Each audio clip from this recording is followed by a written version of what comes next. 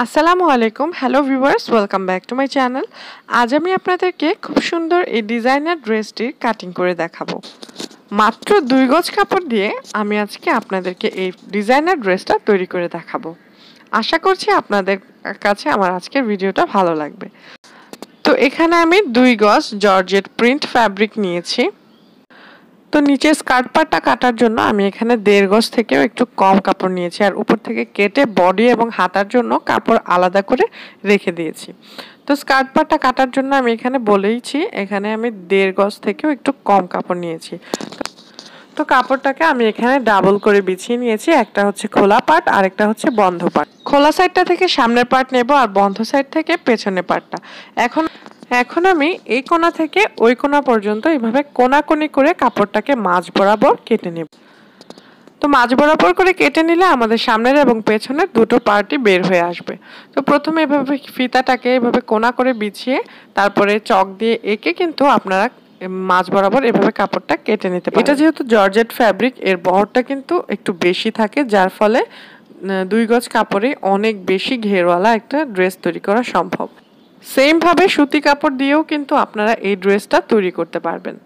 তো আমি এখন কোমরের মেজারমেন্টটা নিয়ে নিচ্ছি। তো আমাদের কোমরের মেজারমেন্ট হচ্ছে 32 ইঞ্চি। তো 32-এর 4 ভাগের 1 ভাগ আসে 8 ইঞ্চি, আর 1 ইঞ্চি বাড়িয়ে আমি 9 ইঞ্চি কোমরের জন্য দাগ দিয়ে নিয়েছি। এখন আমরা ড্রেসের টোটাল লম্বাটা দেখব। তো আমাদের এই ড্রেসের লম্বা হবে 42 ইঞ্চি। তো আমি উপরে 13 ইঞ্চি বডির জন্য বাদ রেখে, বডি পার্টের জন্য বাদ রেখে দেখব এখানে কত আসে। তো এখানে 42 ইঞ্চি আছে, আমি পুরোটাই রেখে দেব। তো একই পদ্ধতি ফলো করে কিন্তু আপনারা আপনাদের মেজারমেন্ট অনুযায়ী আপনাদের মাপের ড্রেসগুলো বানাতে পারবেন। আপনারা শুধু মেজারমেন্টটা চেঞ্জ করে নিলেই হবে। তো আমি এখানে উপর থেকে স্কার্ট পার্টের মাপটা নিচ্ছি। তো আমাদের স্কার্ট পার্টের যে অ্যাকচুয়াল মাপ লম্বার মাঝ বরাবর সেটা হচ্ছে 29 ইঞ্চি। তো কর্নারটা কিন্তু একটু বেশি। তো আমি এখন এই 29 ইঞ্চি করে একদম কর্নারটা এভাবে ঘুরিয়ে একটু করে দাগ দিয়ে নিলাম। এভাবে করে করলে আমাদের রাউন্ড শেপটা চলে আসবে। তো দেখতে পাচ্ছেন আমি এভাবে কর্নার পর্যন্ত 29 ইঞ্চির মধ্যে এভাবে ঘুরিয়ে ঘুরিয়ে দাগ দিয়ে নিয়েছি। দাগটাকে আমি এখন একসাথে মিলিয়ে নেব। দাগটাকে এভাবে একসাথে মিলিয়ে আমি কাপড়টাকে রাউন্ড করে কেটে নেব। তো এখন আমি দাগ অনুযায়ী কাপড়টাকে কেটে নিচ্ছি, আর সেই সাথে আমাদের নিচের স্কার্ট পার্টটা কাটা হয়ে গেছে। তো এখন আমি উপরের বডি পার্টটা কাটবো। তো বডি পার্টটা কেটে নেওয়ার জন্য আমি এখানে ডাবল কাপড় নিয়েছি। তো কাপড়টাকে ডাবল করে বিছিয়ে আমি এভাবে আরও একটা ভাঁজ দিয়ে 4 পার্ট করে নিচ্ছি।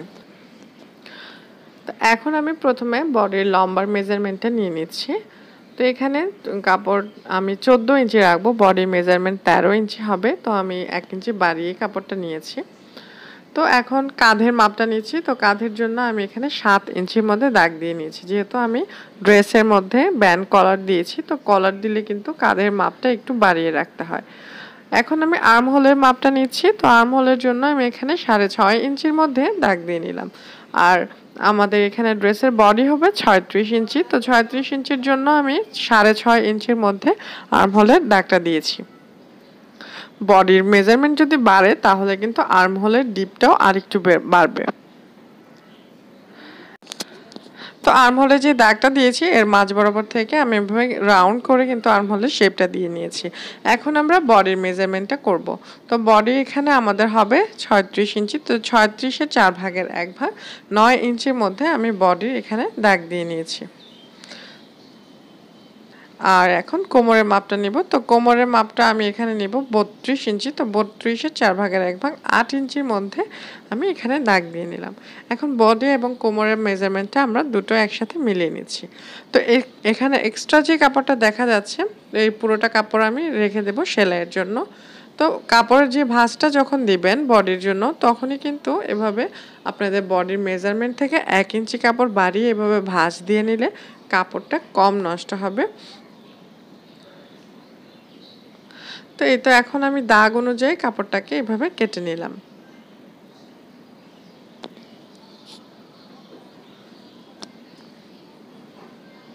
তো বডি পার্ট আমাদের কাটা হয়ে গেছে।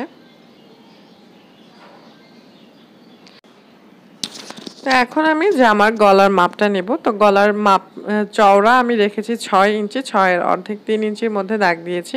আর লম্বাটাও আমি এভাবেই রেখেছি 7 ইঞ্চি। তো এখন লম্বা এবং চওড়ার মাপটা এভাবে মিলিয়ে আমি এখানে গলার একটি শেপ তৈরি করে নিচ্ছি। তো আমি এখানে পান গলার মতো দিব, সামনের গলার মধ্যে পান গলার ডিজাইন করব। তো আমি সেই শেপেই গলাটাকে কেটে নিয়েছি। আপনারা যেই শেপের গলা দিবেন এই অবস্থায় কিন্তু আপনারা সেই শেপেই কেটে নিতে পারেন।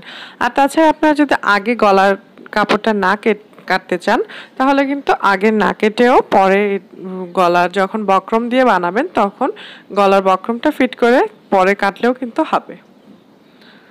তো এখানে আমি হাতার তালপাটও কেটে নিয়েছি, সামনে বডির পার্টে আর্ম হোলের এখানে আমি 1/2 ইঞ্চি তালপাট কেটে নিয়েছি। আর সেই সাথে আমাদের বডি পার্টও কিন্তু কাটা হয়ে গেছে। তো এখানে আমি হাতা কাটার জন্য ডাবল ভাঁজে কাপড় নিয়েছি। দুটো হাতা কাপড় কাটার জন্য আমি এভাবে কাপড়টাকে বিছিয়ে নিয়েছি। ডাবল কাপড়কে আরেকটা ভাঁজ দিয়ে 4 পার্ট করে আমি হাতার জন্য বিছিয়ে নিয়েছি। তো হাতার লম্বাটা আমি 15 ইঞ্চি রাখবো। তো 15 ইঞ্চি আছে, আমি পুরোটাই রেখে দেব, যেহেতু হাতার নিচেও আমার একটু লেস হবে, লেসের ডিজাইন হবে। তো তাহলে লম্বার মাপটা কিন্তু আর একটু বেড়ে যাবে। তো এখন আমি হাতার এভাবে লম্বালম্বি করে ফিতাটাকে রেখে 3.5 ইঞ্চির মধ্যে একটা মার্ক করে নিলাম আর্ম হোলের শেপটা করার জন্য। তো এখন আমি হাতার উপর থেকে আর্ম হোলের শেপটা করে নিচ্ছি 3.5 ইঞ্চির মধ্যে। এখন হাতার মুহুরির মাপটা নিব। তো হাতার মুহুরির জন্য আমি এখানে 10 ইঞ্চি রাখবো। তো 10-এর অর্ধেক 5 ইঞ্চির মধ্যে আমি এখানে দাগ দিয়ে নিলাম। আর হাতার যে উপরের যে এই অংশটা, এখানে আমাদের মেজারমেন্টটা হবে 13 ইঞ্চি। তো 13 ইঞ্চির মধ্যে আমি দাগ দিয়ে নিলাম। তো অ্যাকচুয়াল মাপের 1 ইঞ্চি বাইরে আমি আরও একটা দাগ দিয়ে নিচ্ছি। তো এই কাপড়টা আমি সেলাইয়ের পরে এক্সট্রা রাখবো। এখন আমি কাপড়টাকে কেটে নিচ্ছি। দাগ অনুযায়ী হাতার কাপড়টা কেটে নিলেই কিন্তু হয়ে যাবে। এক্সট্রা কাপড়টা কেটে নিলেই হাতাটাও আমাদের কমপ্লিট হয়ে যাবে। তো এর সাথে আমাদের ড্রেসের টোটাল কমপ্লিট হয়ে গেছে কাটিং করা। তো আমি এখানে এক্সট্রা সৌন্দর্য বাড়ানোর জন্য এখানে এই লেসটা ইউজ করছি।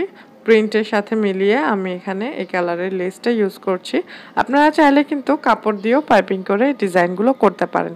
তো আমি জাস্ট আপনাদেরকে একটি ডিজাইনের আইডিয়া দিয়েছি। তো আশা করছি আপনাদের আমার আজকের ভিডিওটি ভালো লাগবে। যদি ভালো লাগে অবশ্যই কমেন্ট সেকশনে এসে জানাবেন। আর অন্য কোনো রিকোয়েস্ট থাকলে, কোনো ড্রেসের রিকোয়েস্ট থাকলে অবশ্যই আমাকে কমেন্ট সেকশনে জানাবেন। আমি আপনাদের রিকোয়েস্টে ভিডিও বানানোর চেষ্টা করব। তো আজকের মতো এখানেই বিদায় নিয়ে নিচ্ছি। সবাই ভালো থাকবেন, সুস্থ থাকবেন, আমাদের জন্য দোয়া করবেন। আসসালামু আলাইকুম।